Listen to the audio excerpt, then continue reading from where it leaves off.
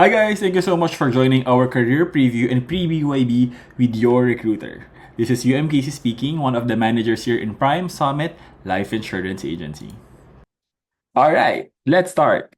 So what made you decide to check this career preview? Unang-una ba, are you looking for more income? Pangalawa, are you looking for a career with a purpose? Pangatlo, are you looking for a career shift or personal growth? Kasi baka mamaya medyo limited sa sarili mong industry right now or maybe nag-uumpisa ka no, to grow yourself as a person. Or pang-apat, na-curious ka lang talaga. Ano nga bang ginagawa ng person na to na nag-invite sa akin today? May it be your friend, may it be a newfound friend online. Alright, so I'll give you a few minutes to answer with your recruiter today. Go ahead. Yes, feel free to unmute yourself by clicking the button on your lower right corner. Go ahead. Mm-hmm. Mm-hmm. Ayan, nag-answer na ba siya? Ayan, perfect. Pero actually, ang ganda ng shinare mo. But ito yung follow-up question ko. With that said, why is that important to you? Bakit kailangan ng extra income? Bakit mo 'to ginagawa para magkaroon ng sariling bahay? Bakit mo gusto maiahon yung mga kapatid mo? Bakit gusto mo 'tong mapag-provide sa parents mo? At bakit mo sila gusto mapa-retire basically? Why are those things you've mentioned earlier important to you?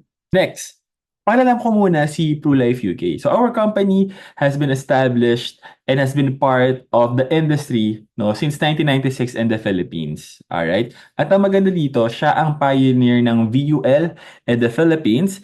At ang maganda dito, as a financial advisor, para rin tayong legit, no? Legit na doktor, lawyer, or any kind of professional because we are licensed and being overseen by the government. So as you can see on the screen, you could take a single license or a dual license. So you might be wondering, bakit nga ba ako maging financial advisor? Eh parang ang dami naman natin. Kasama pa yung nag-invite sa'yo today. Actually, 80% of retiring Pinoys are not financially prepared. And only around 1.6% no, ang penetration ng insurance sa Philippines. And we're just talking about the working population. Feeling ko din, second chance mo na to kasi after the pandemic, di ba, parang second life na natin siya. So, what better to do than to serve our fellow Filipinos? Eh, kung hindi ka ang gagawa nun sa iyong circle no, of influence, your friends, your family, your church organization, sino magiging choice financial advisor nila? Meron tayong mga 5 reasons why people join. So, pay, yung unang-una, income, places, yung environment, yung priorities, yung mga dahilan ba tayo nag-join, at yung mga tao makakasama. And lastly, yung purpose. Bakit nga ba natin siya ginagawa?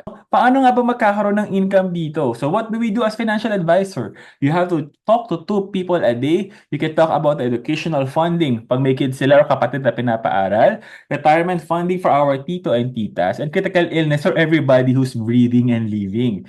And these are just the basic needs of people today. Especially if we're talking about the breadwinners, the parents, and those head of household na kanya-kanyang pamilya. So very simple lang yan. One magic question. Do you think it's important to save? Tumatango ka ba? Say yes. Right? Say yes sa Zoom chat box if nag-reply tayo or unmute yourself para ma-acknowledge ng ating recruiter. Alright, perfect. Perfect. Okay, next. Suppose meron tayong 2 million no, na kailangan for a hospitalization pa lang to, for a critical illness. 'Di ba? Saan kaya natin yan kukunin? Unang option talaga dyan is what? Magbe-beg sa relatives. Borrow for friends, no? Yung mag-iikot ka ng envelope at magpapasa ng QR code. Steal from society? 'Di ba nakakatakot yan pag gipit na gipit ka na. Sell your properties, no? Yung hard-earned mo na ginawa for your families, mawawala lang siya in isang iglap. Or mag-withdraw ka from the bank. Yung hard-earned money mo, babawasan natin siya because we are not prepared. Sayang naman. Okay? So, ano ba yung sample proposal that we give to our clients? The money that they will be saving is invested in blue chip companies with good track record. Ini-invest sa mga gandang companies with transparency at magandang brand equity. So, ang mangyayari ngayon sa magiging clients natin, magiging insured investor na sila, not just an investor. So, if something happens, yung income, hindi siya magagaling sa pocket nila. Yung insurance nila ang magpo-provide. If nothing happens, the money will grow. It will become an educational fund, a retirement fund, or possible, pag gustong gumastos ng client natin, isosupport pa rin natin yan. Baka kasi gusto ng bagong bahay, bagong sasakyan, or magandang party para sa kanyang anak pagka-graduate ng college.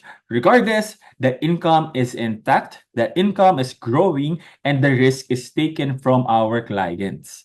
Otherwise, it will be at risk, 100% guaranteed for them in the future. Ano pa ba, no, yung mga sample na pwede natin maging kliyente? Pikit ka. Sino kaya sa mga friends, relatives, and office mates mo yung mga possible na pwedeng kausapin? First people that came to your mind. O dilat ka na. Pag di ka pumikit, ako hindi ka makakapag-imagine. Ganito lang yan. Top 5 friends na may isip mo kaagad. Top 5 relatives, uncle, aunties. Top 5 office mates. Kung di ka pa nag-work right now, pwedeng batchmates mo or from org-mates or churchmates. And isip ka na din ng 5 tao na tingin mo, ka-wavelength mo, and nagkakaroon din ng parang discipline, responsible, at merong good work ethic. Sino yung mga yon? Naisip na kung sino sila? Na-imagine sino yung mga gustong ka-work? Okay, perfect. So, let's do a quick computation. For example, ang mga friends mo, sila Femi, Jean, Grace, Carlos, at Mika.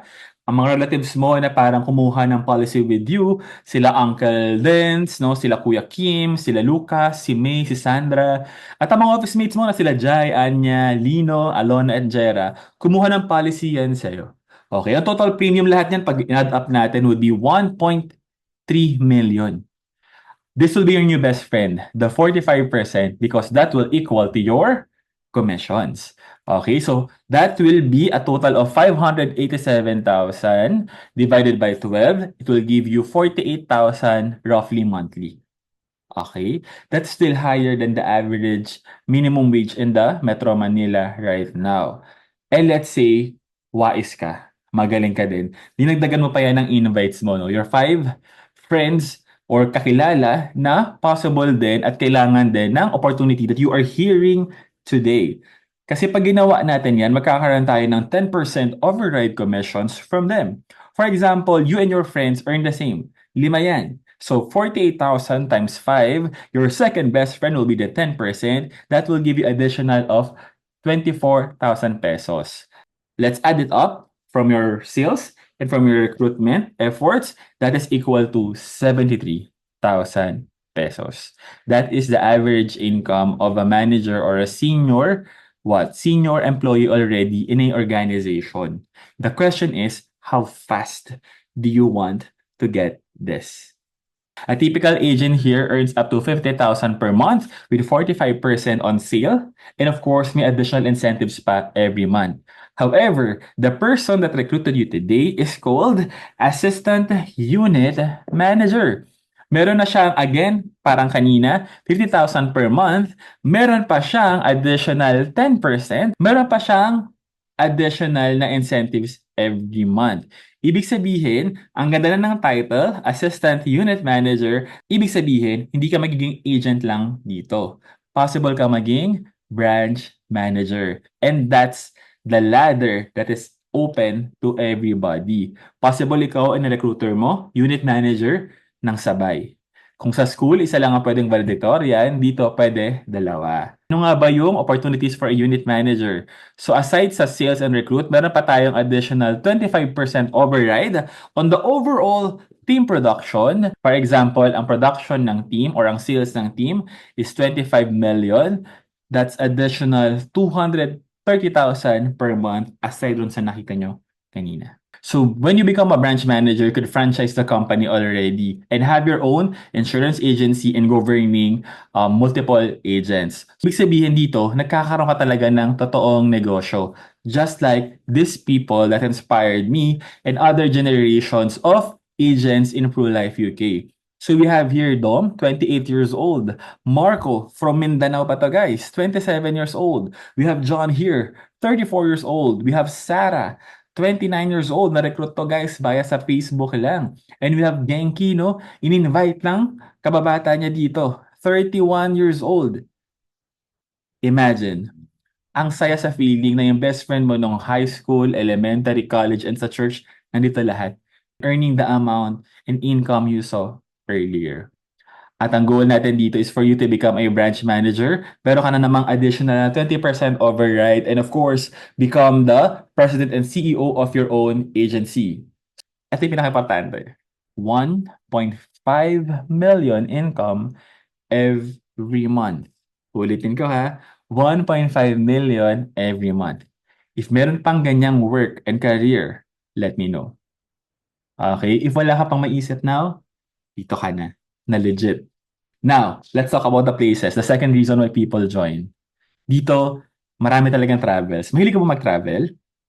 Pero pag free, baka mas umuo ka lalo. Okay? So we have here our branch manager, Miss Vanessa Kogama. Nakapag-travel na siya no, to multiple countries, Switzerland, Rome, Iceland, Asian cruise, Paris, and Amsterdam.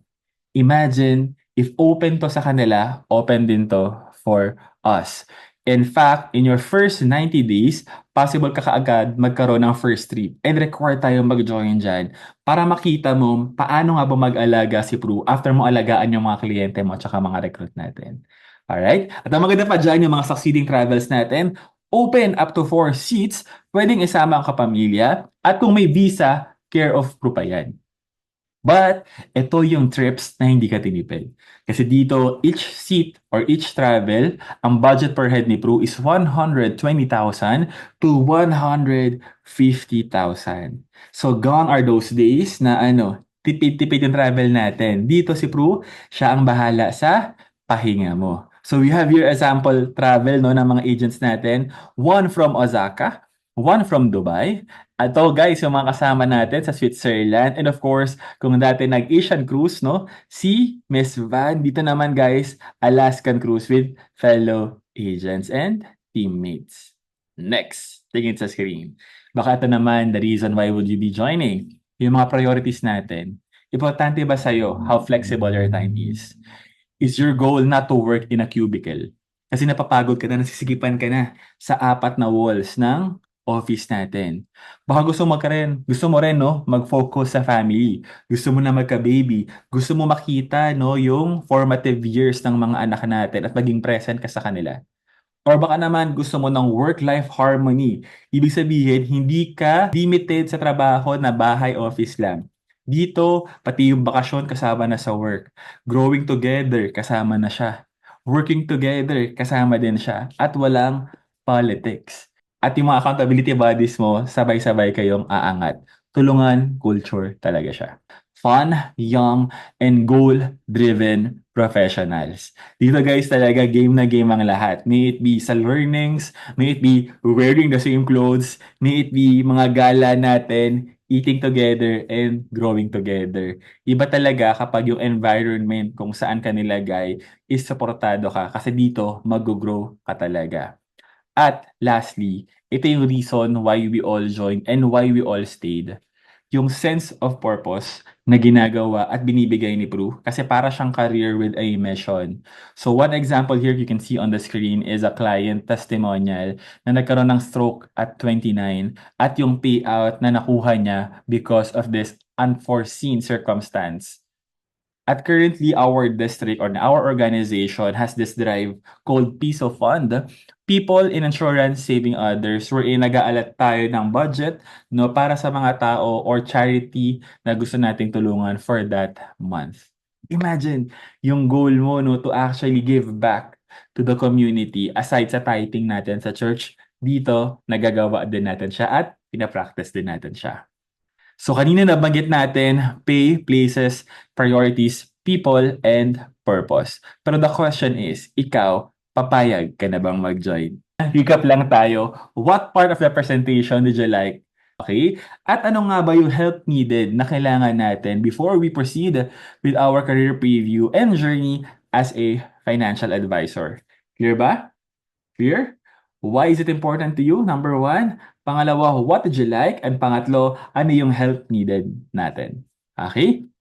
So, how do we proceed? Una-una muna, install Telegram, create a Gmail account with this naming convention, prepare lang any government ID and your prospect 100. You and your recruiter will be going through this one. Proof of SSS, proof of TIN, proof of BPI account. Diyan papasok guys yung mga commissions you saw earlier. And lastly, you just have to attend the following. Okay, at ang good news dyan, meron naman tayong reviewer. Just talk to your recruiter paano siya makukuha. And lastly, wag lang kakalimutan, si Pru, sinasama siya sa schedule, hindi sinisingit lang. Ulitin ko lang, si Pru, parang negosyo yan, hindi lang siya sinisingit sa schedule, sinasama siya sa schedule. With that, see you in our career preview.